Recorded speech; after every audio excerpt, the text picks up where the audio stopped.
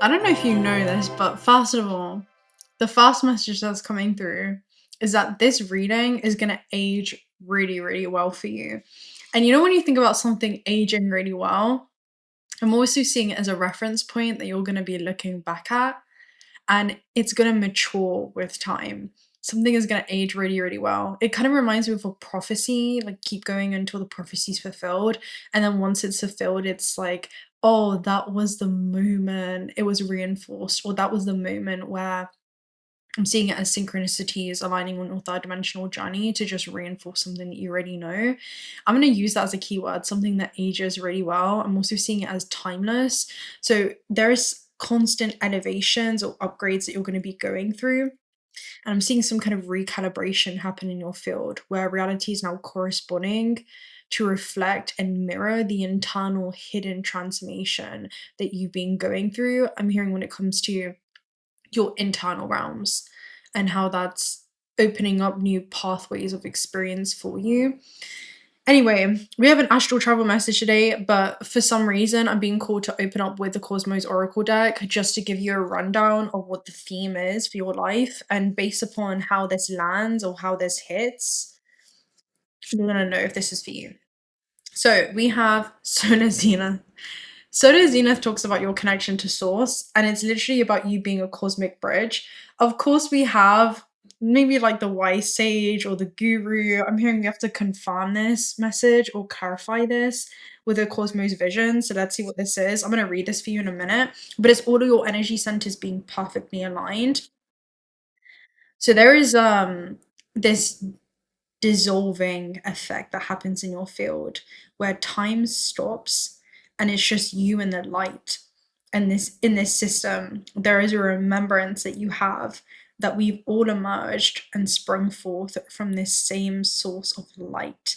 And there is information that you're anchoring. I'm hearing a textbook or manual that doesn't originate from this realm, but you're reading it. Hearing something around like high levels of awareness and applying that within this system. So it reminds me of you're no longer spending so much time trying to transcend this reality or escape this reality, but you're viewing it from a transcended framework of viewing this existence, which is seeing through the illusion of this realm clearly. So I'm seeing it as you on planet Earth, but seeing this holographic construct that you're interacting with from the lens of the soul. So there's it's like you're seeing this, right? It's not that you can't look at everything else that people can look at, but you're also able to see something because this is also your other energy centers. Right, let me clarify this. Oh, and this makes so much sense because the first scene in the astral is it talks of I was seeing ghosts, your interconnectedness and reclaiming your energy. So there was talk about essentially haunted energy, so something that's been lingering in the field that you've been clearing, seeing your interconnectedness to all things, seeing through illusionary separation. Also 444 came up where I said your awareness of the true nature of this construct, which is the realm of energy, was the only protection that you needed, and you understood what you would be investing your energy into moving forward. And I'm seeing this as the return to the self. You have the peacemaker and the king of chalices. I love this because this is a being that has mastered, it's like he's walking by the light of the sun, but he's following his intuition, right? He is moving through the physical realm, but remembering himself as a non-physical being, as a fluid and formless being. So you're the bridge between the sun and the moon. I love this so much. I'm gonna go ahead and read it. The King of Chalices. So he is someone, and then you have the shapeshifter at the base, no freaking way, which is the Knight of Wands. So the shapeshifter energy, it's like, again, you're a multidimensional being existing in multiple dimensions simultaneously, and you're constantly phasing in and out of this. So I'm seeing this as like your human form, and then this is your spirit form. I'm seeing that. Something that's shape-shifting when it comes to your perspective, where you can, again, you can look at your human circumstances from a very logical standpoint, that masculine principle, but then with that lunar feminine receptive energy, you can also have that perspective coexist with the perspective of the soul. Does that make sense? So you can see it from the visible standpoint, but then also the energetic standpoint. You can look at reality, yet also simultaneously see it. And that is the paradox of both realms existing within you, both perspectives as a multidimensional being existing within you. And all to be multidimensional is saying, okay, there's one situation that's happening in my life, but I have multiple ways I can think about it. I have multiple ways that I can feel about it. And that's going to change the way that I experience it. So that is something that allows you to return to being extremely fluid, formless, and magnetic as you move through this system, because the greater the awareness, the greater the freedom, and I'm hearing the greater the liberation that you can have it while seated inside of the experience. That's how you transcend it, not by escaping it, but by seeing through the illusion of it clearly. So there could be something around fluidity where you can sustain this level of lucidity or awareness as you move through this construct as physical reality calls for your attention. You are also able to stay awake and not fall asleep inside of the dream of the physical realm. That's what this reminds me of. So you are highly connected between this the interdimensions within you. You're not just multidimensional, but you know how to navigate those internal dimensions within yourself very, very fluidly. Where, okay, you wake yourself up, this is an illusion, this is an illusion, and there's something around conscious creation that you've mastered inside of the system, especially with Solar Zenith here. So let me go and read Solar Zenith for you first. That makes so much sense. This also could be bleeding into the realm of your partnerships, and I'll tell you why. Because in the fast scene, I was basically being shown the full moon in Aquarius that's coming up on the 29th, and that's going to conjunct Juno. I didn't even speak about that in my full moon video just yet, and I'll tell you about that in a minute. Let me just read Solar Zenith first and foremost. Solar Zenith talks about going beyond the mind, losing your mind and finding your true self in the middle of that process, right? Going beyond the linear, logical mind and returning to where there is no thing, and yet simultaneously there is everything that to be found in the meeting. You are all and nothing simultaneously. You can experience all of it, the full range of human emotion, the entire spectrum, while simultaneously dwelling within the void. And that is the paradox. This is 0-point awareness. You can be seated inside of the stillness of your own heart while still observing the intricacies and complexities of your surroundings within this physical realm. There is that kind of level of mastery over the mind, over your emotions with the King of Wands and the King of Cups. And that leads to you mastering your relationship with the physical realm. So you're no longer just merely interacting with the matrix, but you are becoming the glitch within it, because you're anchoring in high levels of awareness that doesn't originate from inside of this material plane, and using that depth in which you've met yourself to ascend to higher dimensions of awareness. So you're in this world, but you're experiencing another version of this world. You are experiencing another domain or portal, and I'm hearing the portal is within your perspective. The realm of energy and how you exchange your energy within this system. I'm seeing something about being fluid and not entangled or enmeshed within it. So the eternal being experiencing temporal moments through time as an interactive, integral element within this system, and understanding the impact and influence that you can have within this physical plane of existence, and not allowing things that happen externally to govern your internal state of being. It should not possess you.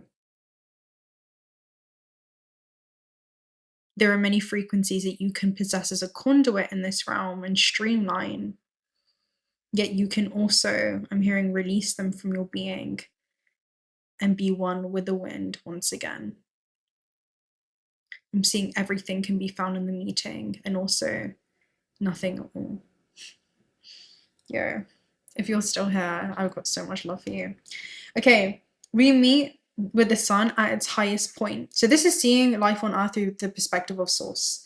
The solar zenith marks the point where the observer and their energy centers are perfectly aligned. Again, you're viewing it from the observer. In our microcosms, we have energy points which are aligned linearly from top to bottom. The energy flows through these in a linear way. This line continues beyond our body, both up and down, making us into a tool which connects the sky to the earth. The solar zenith is located above the head and forms a ladder straight into the sky. It's directly related to the last energy point of our microcosm and the connection to the heavens. Not only did the sun rise for you, but it's in perfect balance with your being. So the sun is plasma. It's intercommunication with source that emits photons, which are waves of information that are designed and when absorbed to shift the way that you're relating to your life experiences on earth, particularly emotionally. Okay, so with the peacemaker, there's something around you mastering your inner realms. I'm gonna go ahead and read this card. Yeah, I vibe with you. Okay, if you're still here, yeah, I already know the path that this went on. It's filtered out. So this talks about tolerant, sympathetic, and diplomatic. A Syrian blue figure draped in a white cloth wears a moon across his face. He holds a scepter of the sun in one hand and a golden bowl in the other. As the bowl tips, its gleaming contents spill downwards into the shallow water. He offers peace to the water and a gift from the land, causing the lotuses flanking the peacemaker to glow in contentment. The peacemaker is able to maintain a level of head and rebalance nearly any situation. They are neutral in most matters and often are appointed as the mediator. The peacemaker is a card of fairness and unbiased judgment. If it appears, you may be finding peace in oppositions. Yes, this is 0 points perspective, man. It is a good sign to continue in the direction of that your heart has been taking you. This is going to be a big fat confirmation for you, because the ability to remain neutral in opposition is your ability to remain in 0 point awareness, which is where unconditional love emerges. It's where we can zoom out of a situation like a storm and see it as a speck while inside of it, and see that, oh, there is so much that we could admire within this realm by moving from the microcosm to the macrocosm, by understanding that everything is always in benefit for the soul's journey and evolution. And so we understand that harmonic order is always being sustained within this realm of contrast. Those that are unconscious are giving way for others to rise within consciousness and to remember themselves. So they are deities that are lost in sleeping a matter, while others are beginning to remember themselves for what they've always been. And so this entire system is very intelligently self-organized. And so it's only when we begin to detach and just observe that we can see the perfect design that appears to be imperfect to the human eye. There is that kind of level of admiration and awe within this physical dimension. It also says this is a card about being sympathetic and having bold decision-making skills, and it suggests that balance will be found when your heart and mind are well aligned. So there could be, I'm hearing something to do with the matters at heart, and this is going to lead me into the full moon in Aquarius that's going to conjunct Juno. So if you don't know, Juno is all about marriage, is all about contracts, sacred commitments and devotions, and agreements that are coming into focus during this time. I see this, I'm hearing, being very evident for you within how things are playing out in your physical reality. And it's essentially going to bring about collective conversations that could emerge around who we partner with in this realm, whom we exchange energy within this realm, what commitments actually mean, and what agreements can continue into the future. And it just feels like as you ascend into a high order, excuse me, I need to drink some water. Give me a second. As you ascend into a higher order, the quality of your exchanges on earth are beginning to mirror and reflect that internal work that you've done. Cheers. All right, cheers. And so your personal relationships, particularly around this full moon in Aquarius, not a lot can stay hidden for long, are going to essentially reveal the groundwork. I'm hearing the foundations that maybe have been compromised because values have shifted or values have evolved as you have. I'm hearing what you used to value, maybe something that you no longer value anymore. It's going to illuminate what is in alignment and what has fundamentally changed or is now opposing. And so there's some kind of recalibration period that you could be going through. And so the first scene was all about you entering into a period where you're consciously maybe withdrawing your energy from certain dynamics and maybe reinvesting it into the relationship that you have with new agreements that are going to be evolving, or commitments that could also be entering into their next stage of evolution with you. So I'm going to go ahead and take a look at a message for this Juno energy. I'm going to get a cosmic message for this. What's the theme for that? The theme for contracts is entropy. So in a high entropy environment, it reminds me of the reading that I did on the Osirian. So I said, even in a high entropy environment, which is loss of order in a system, you can still remain locally ordered within yourself, which is literally the ability to stay in 0-point awareness while you observe things fall apart in your external reality, because everything is actually falling into place, but it requires for certain connections to fall apart.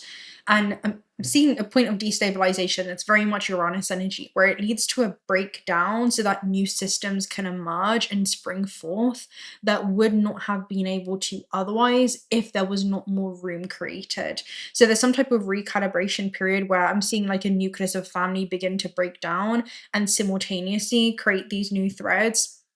It's like millions of neurons begin to search and seek and form these new synapses, but then that also does it simultaneously within this holographic construct, and it goes out and finds new things. I'm kind of seeing it as the red threads of fate, which is a Chinese proverb, and it says, no matter how many times the red threads of fate, meet or entangle, it's still souls that essentially were destined to come into some kind of collaboration with, or some kind of connection with within this lifetime, that are going to serve a purpose at this stage of our evolution. So I'm going to go ahead and read entropy for you. This is something that you could be experiencing in the realm of any kind of partnerships, one-to-one dynamics. I'm seeing also mirrored reflections. So loss of order says that at first look, entropy shows us disproportion. We improve by putting order to that molecular confusion. Get down to earth, introduce organization. Establish your ideas so that you can clear your hesitation. Loss of order in a system says entropy indicates the level of molecular uncertainty of a system. It is the measure of the amount of energy which is lost due to being unavailable to do work. And the thing is, with the Osirian site, and I'll link that, I guess, tour that I did down below. I brought you guys to the Osirian in Abydos in Egypt.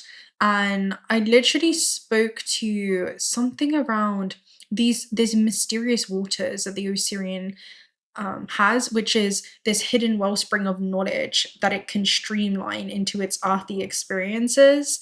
And it's this hidden force, and no one knows how it's able to sustain itself. Even when everything seems like it's in chaos around you, it's the ability to see it through the cosmic lens and understand that there's a secret ordering to what appears to be disorderly to the human mind.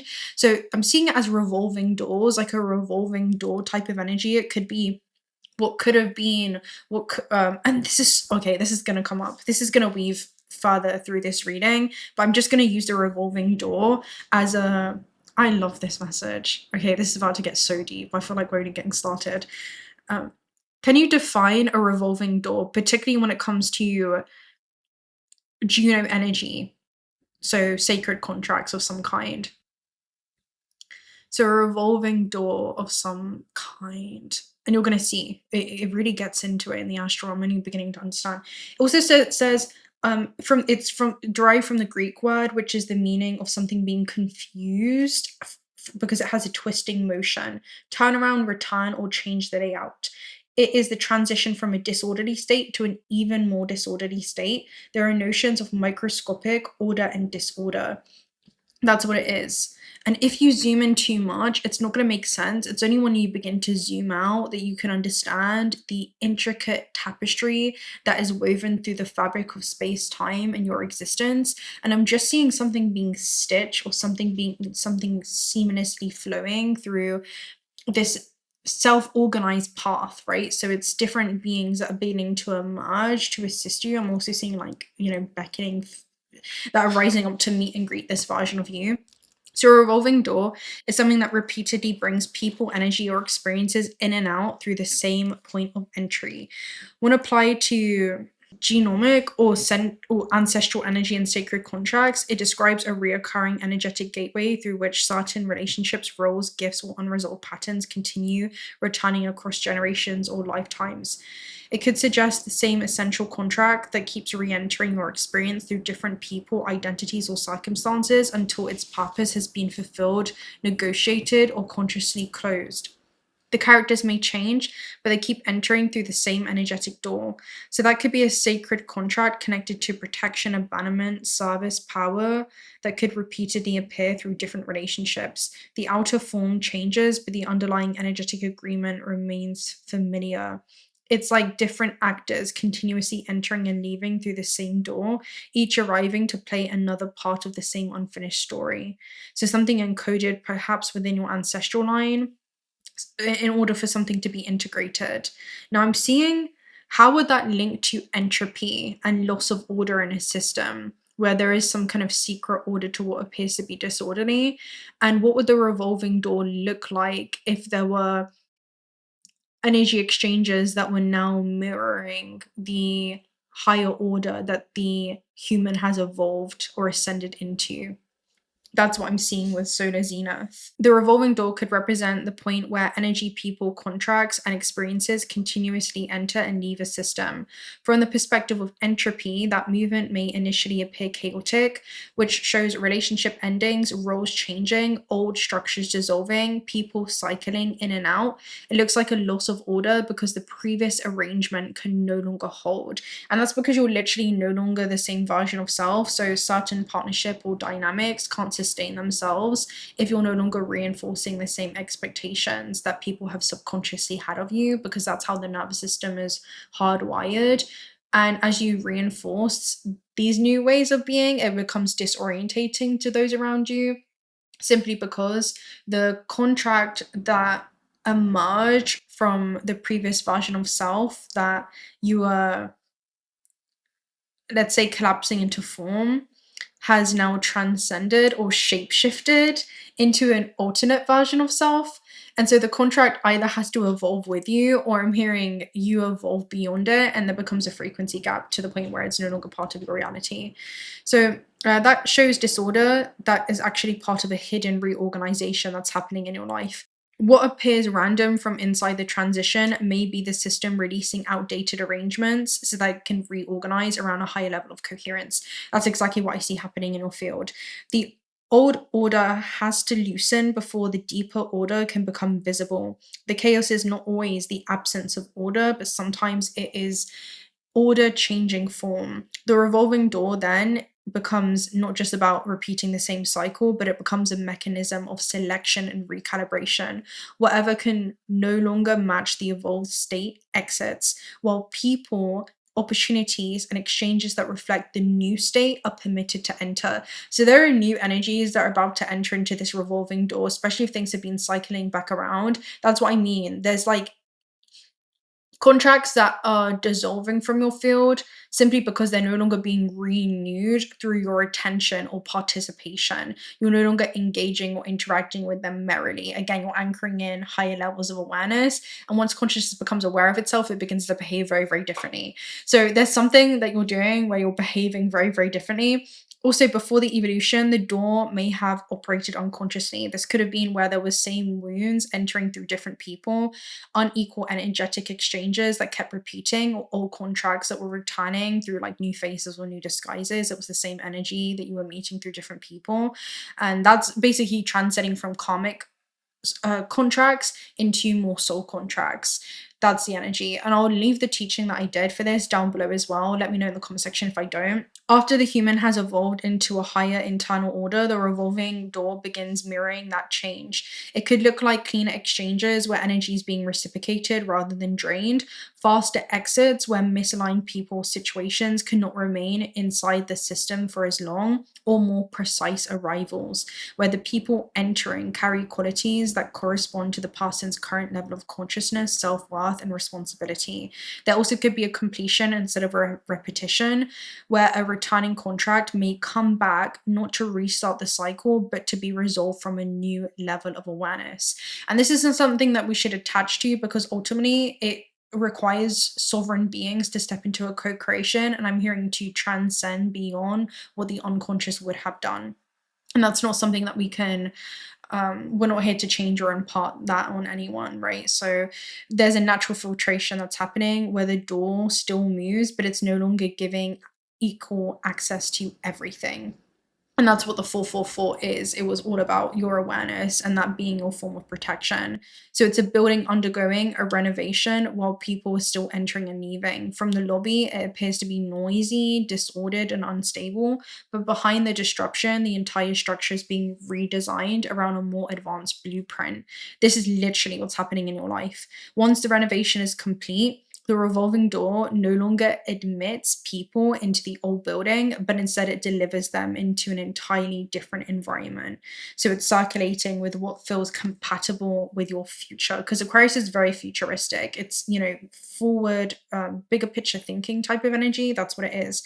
So there's a secret order that's essentially revealing itself to you. I do feel like this is especially heading towards that Aquarius full moon that we have on the 29th, where the external exchanges are beginning to reorganize themselves around the internal work that you've done. That's really what it is. So there's some kind of intelligently self-organized system that is evolving into a complete, okay, this is such an interesting message. My God, this is so my cup of tea. I'm going to run through the astral scenes with you, to be honest, because we actually have quite a lot to get through. And I'm hearing there's no stone left unturned in your energy. What does that mean? Let's go ahead and use that as a keyword. What does it mean when there's no stone left unturned? That's what I'm seeing. I feel like I've only said that a handful of times in my life. No stone left unturned.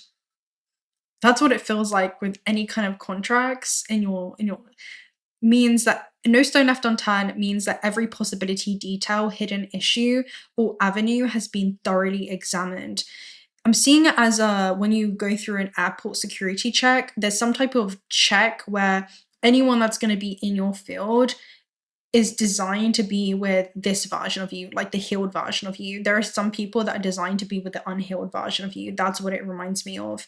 So it comes from the image of searching beneath every stone so that nothing remains overlooked or undiscovered. Again, nothing can hide for long or stay hidden for long. Every pattern has been brought into awareness. This could be every hidden layer that's been examined, or nothing unresolved has been allowed to remain concealed. Yeah, so anything that is no stone that's going to be overlooked in your field. Okay, that's what it is. The next scene in the astral was all about a chef, alchemy, and amor fati, which is an alchemical process. That's what I was being shown. I saw you observing without absorbing, which is the highest form of intelligence. And I said that true power lies within your ability to turn negativity into positivity. So you can only see as far as you think. I said, never regret the love that you give, because it returns to you in another time, another person, and in another circumstance, but it will always come back to you. Then I saw amor fati, which is the discipline of embracing every event as being necessary for your path. So that whole scene was being centered around you becoming the alchemist of your own experiences, which is being able to transform your resonance to them by changing the way that you were thinking and feeling about them. Again, inviting the perspective of the soul to emerge forth.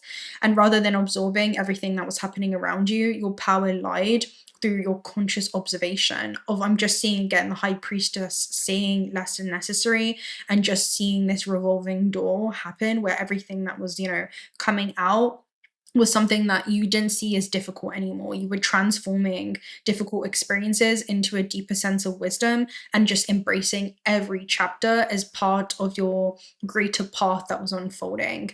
That's what that entire scene was around. And then I saw you enter into your receiving era. I said, then after releasing something that you were in, new contracts, agreements, and opportunities began to emerge. And so I said this was going to age really, really well. And it could be a message, or this reading is going to end up aging really, really well in your experience to something that you're creating. So I was supposed to use that as a keyword. Let me go ahead and use that now. Define when something ages really well, particularly a message or something that someone creates. It's like it ages like fine wine. That's what it is. something's going to age really well. When something ages really well, it means its value, relevance, or accuracy becomes more apparent with time rather than fading. So this is definitely going to be a timeless message for you. It's going to keep reactivating in your field. For a message or something someone creates, it could also mean that later events prove how insightful, timely, or ahead of its time it was.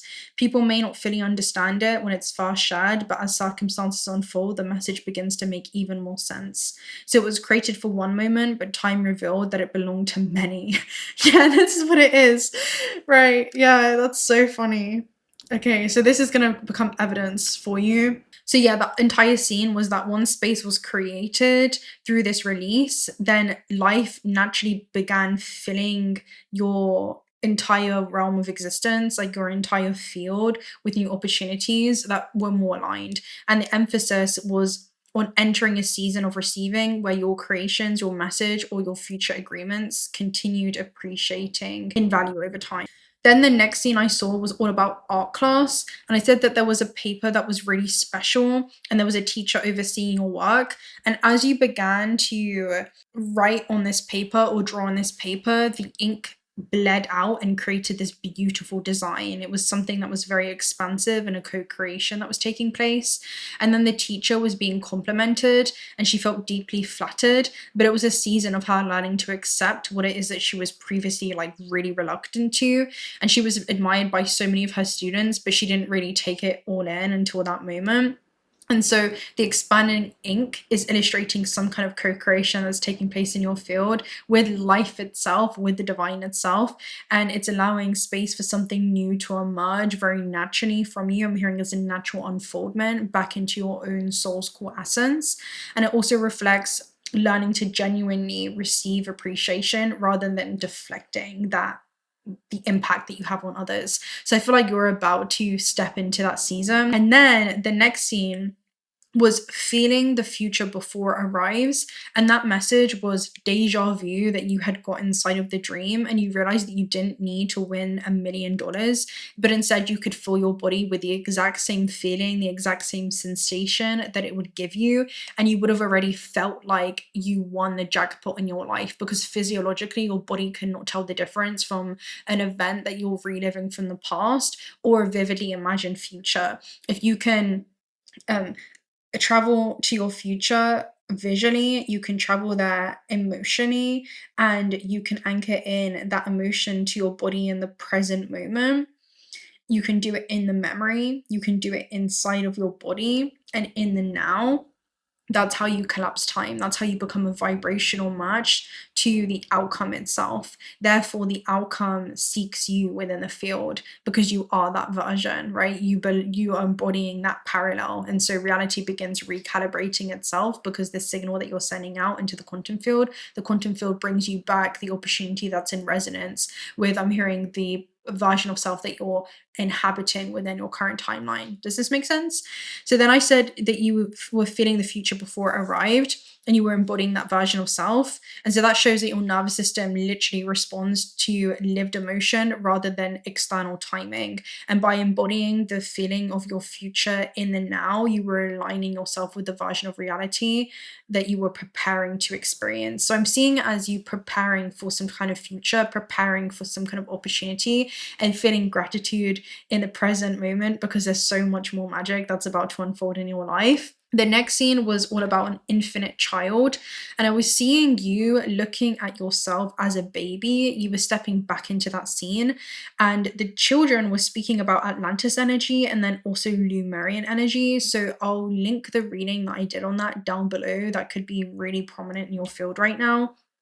And you realize how intelligent the baby was in that moment. Before it was observed into form, it was infinite and it had access to all of this memory as it was just free to have fun. And so before fully entering into physical reality, consciousness was shown as this expansive, limitless being that was just connected to this infinite memory, and the child represented pure awareness before identity and conditioning narrowed your perception. The next scene was styling a purple wig and curling it, and that symbolizes consciously shaping some kind of new identity, some kind of new expression. And there was a presence of a man in the room as you were doing this, which just suggests moving confidently into this next version of yourself without needing external validation.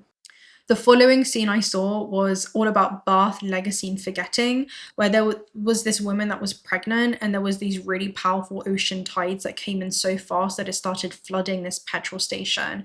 And so the mother gave birth to a child, however, she had passed during the delivery, and the baby would be taken care of by her sibling, and the legacy would be passed down. When the baby was there, the sibling had asked if they remembered being inside of the mother's womb, and they said, of course not. And so there was this moment of disconnection from the ethereal realm as we were immersed back into the physical. It reminds me of when we immerse ourselves inside of this physical, tangible plane, it's really easy to forget our cosmic origins, yet all external networks within this holographic construct have always been leading us back into our own internal map, back into our own internal cosmic origin point. So I'm seeing as the universe has been pulling you inwards, not you away from anything or anything away from you, but it's been this sacred return to the self that's happened. So the birth represents both an ending in your life, but also the continuation of what you've always been, which is this eternal being, just experiencing these temporal moments that are always designed to be unique to you and you alone. And so while one chapter is being concluded in your life, there's this legacy that's continuing to unfold through you. And there's a transition from the womb, which is literally consciousness and temporarily forgetting your infinite origins in order to experience and fully inhabit the physical dimension and really cherish what this physical life provides the soul in. I'm hearing gathering data and wisdom and experience. The last scene was all about a nose piercing, and you were walking and being admired by some people on the street, and you were with a brother, and the brother was being super protective. He was kind of shooing these people that were admiring you away without really saying anything. It was just in his demeanor, and these people really, really liked you. And so you had dropped the piercing and you were looking for it on the floor, and these beings were essentially wanting to assist you, and so they handed you a cloth so that you could clean it, and the brother had snatched the cloth and kind of wiped his nose with it. And we realized that there was just this scared octave within him that was asking to be held. It was asking to be, to feel safe. And it's mainly because his baby sister was growing up and he had to release the identity that he had known you as. And he was grieving a version of you that still existed within his mind and how he had experienced you all of his life. And then this message was coming back around. I'm going to go ahead and read it to you. It's something that I posted on my community page not that long ago. And it's this scene exactly. This is how people could be experiencing you, but then also how you are experiencing people, because it's always mirrored. It says, sometimes we do not grieve the person or the reality before us. We grieve the illusion of what was, what could have been, or what we fear may never become. The mind can suffer an ending that has not happened, relive a past that no longer exists, and mourn a future that has not yet taken form. Yet the same mind can feel gratitude for what has already passed, celebrate what is still becoming, and experience joy for a future that has not yet arrived. We are always creating emotion through our relationship with time. Return to the present and let the past offer gratitude. Let the future inspire possibility, and do not let either take you away from the life that is here now. So that scene is all about exploring compassion that's required to witness the younger, fearful parts within ourselves and also others. And it reveals just how much of that grief comes from our relationship with time and identity. And it invites us to return to presence, where healing naturally becomes possible. Following up from that scene, there was this interaction that you had with this being where maybe it was almost like you tried to quickly dismiss them, but they invited you back into presence, back into the eternal now. And they were really, really gentle souls. So it was almost like time stopped in that moment, or you were within this time dilation bubble where, again, you can say I love you with your lips, but then your hearts can be so distant and far away. And so I'm seeing it as telepathy between hearts, where it's only when we learn to sit within the stillness of our own being that we can recognize the eternal aspect of the here and now. Right? It's a level of coherence that we come into, the part of us that's untouched by time. Zinuru, zinuru, zinuru, if you know, you know.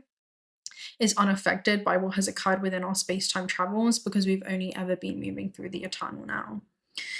So there is this gentle mirror of your own consciousness that lies beneath every interaction, which is this true connection that's happening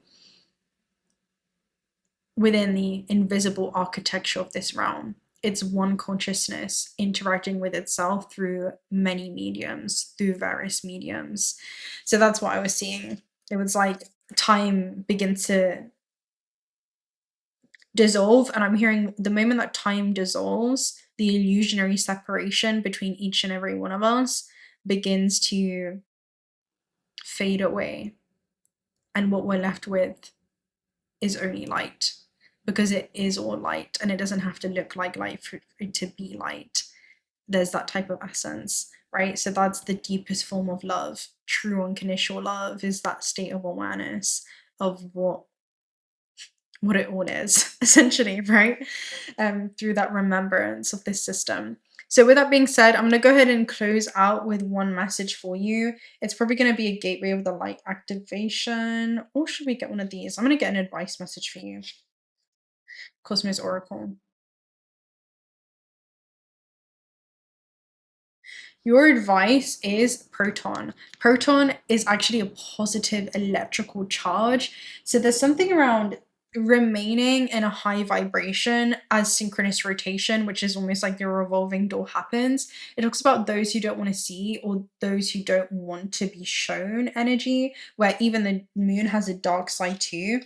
There is something that you're going to be doing or embodying that is going to invoke, you know, different kind of emotional responses or exaggerated emotions from some around you. Yet there is something around allowing hidden things to reveal themselves. That's what I'm seeing. And being seated within the stillness of your own heart. This is the Greek for the fast to do something, but seeing it with total positivity. It's a fundamental part of the nucleus, and the nucleus holds the DNA, which is memory. Okay, so there's something that you're remembering how to do within the system. And I feel like it's returning back to your fluid and formless like essence, as we spoke about, which leads to you becoming highly magnetic within the system. And you are always a magnet, and you're always attracting what's in resonance with you. And so there's an element of happy resonance, because there are things I'm hearing that you're vibrationally outgrowing and simultaneously aligning yourself with during this, I'm seeing, temporal transition phase that you're moving through. I feel like I can't leave you right there. Hold on.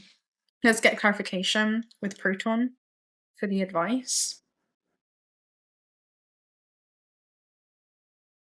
Yeah, High Priestess. So you know how I said the High Priestess just sits back? This is a graceful energy, but you can't underestimate the power of the Swan, because they are very, very, very, very powerful forces.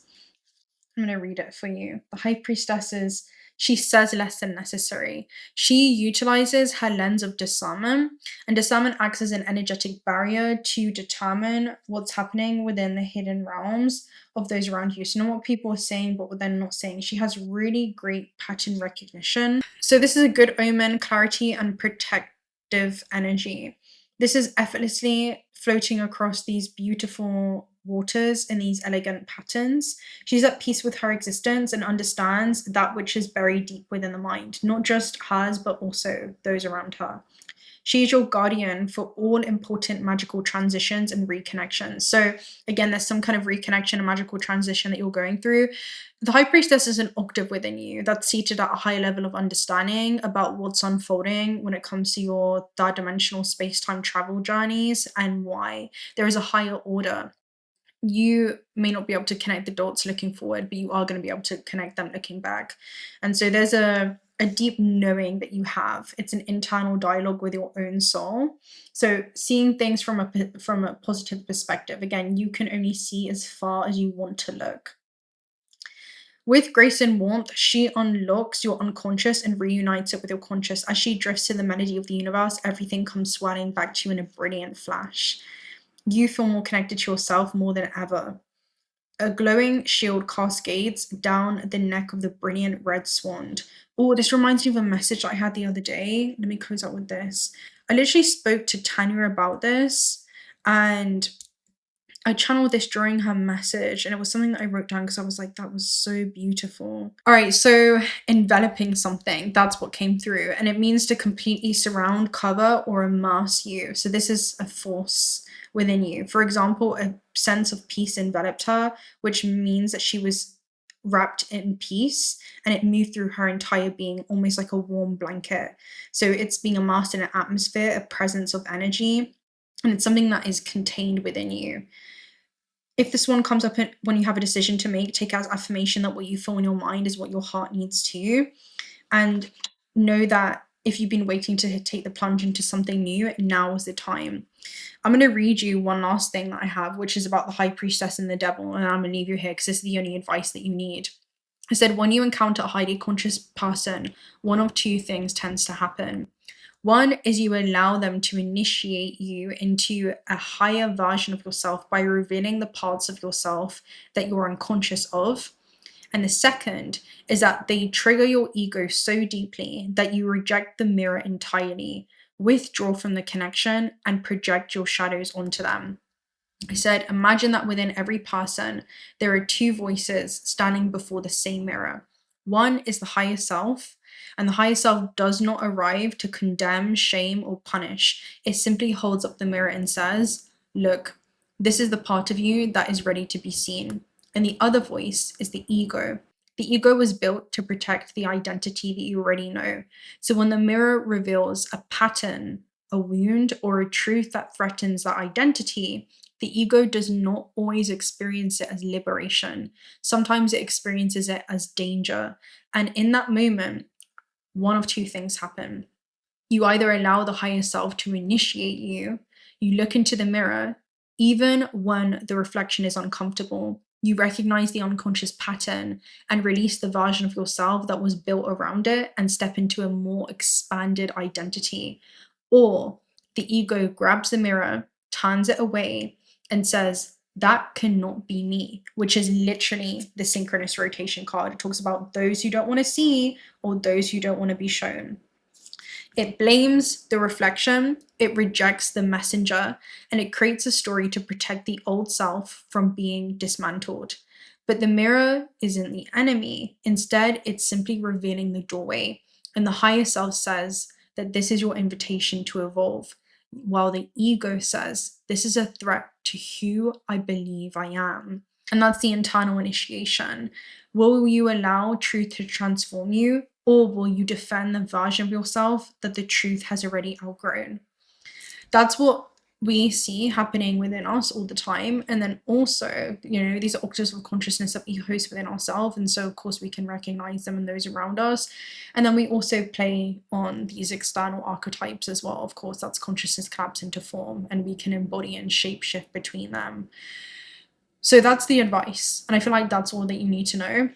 With that being said, my love, I'm going to love and leave you right there. If you're not already subscribed to the channel and this finds you, do consider subscribing. I so rock with you. This is my kind of vibe. When I see you, I feel you, I hear you, it all. So you're already part of the soul tribe. Come. Personal reading details are also down below. Also check out OTTER if you guys are looking for some high quality AAE grade gemstones. And if you've made it to this point, to claim this message, comment down below the rainbow emoji. That is what solar zenith would be. Comment down the rainbow emoji, maybe with an eye, like the third eye there. And yeah, let me know how this translates into your own experience as well. I'm always so curious to hear. Until next time, my love. Bye.